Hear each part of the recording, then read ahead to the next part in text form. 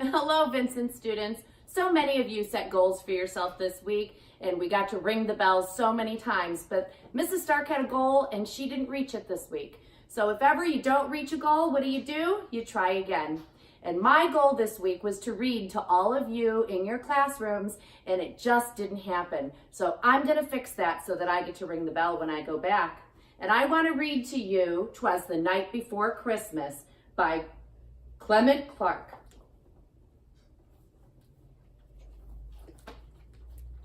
"'Twas the night before Christmas, when all through the house not a creature was stirring, not even a mouse. The stockings were hung by the chimney with care, in hopes that St. Nicholas soon would be there. The children were nestled all snug in their beds, while visions of sugar plums danced in their heads. And Mama in her kerchief and I in my cap had just settled down for a long winter's nap. When out on the lawn there arose such a clatter, I sprang from my bed to see what was the matter. Away in the window I flew like a flash, tore open the shutters and threw up the sash. The moon on the breast of the new-fallen snow gave the luster of midday to objects below, when what to my wondering eyes should appear but a miniature sleigh and 8 tiny reindeer. Did you see my little reindeer just walk by here? That's my puppy Sadie. With a little old driver so lively and quick, I knew in a moment it must be St. Nick.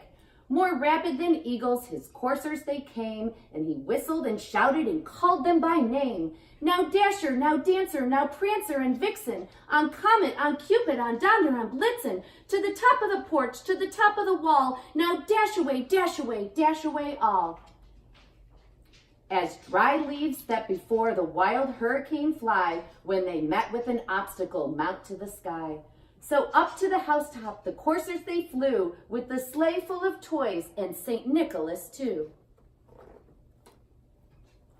And then in a twinkling I heard on the roof the prancing and pawing of 8 little hoof. As I drew in my head and was turning around, down the chimney St. Nicholas came with a bound. Do you like the story, Sadie? He was dressed all in fur from his head to his foot, and his clothes were all tarnished with ashes and soot. A bundle of toys he heard flung on his back, and he looked like a peddler just opening his pack. His eyes, how they twinkled, his dimples, how merry, his cheeks were like roses, his nose like a cherry. His droll little mouth was drawn up like a bow, and the beard of his chin was as white as the snow. The stump of his pipe he held tight in his teeth, and the smoke, it encircled his head like a wreath. He had a broad face and a little round belly that shook when he laughed like a bowl full of jelly. He was chubby and plump, a right jolly old elf, and I laughed when I saw him in spite of myself. A wink of his eye and a twist of his head soon gave me to know I had nothing to dread.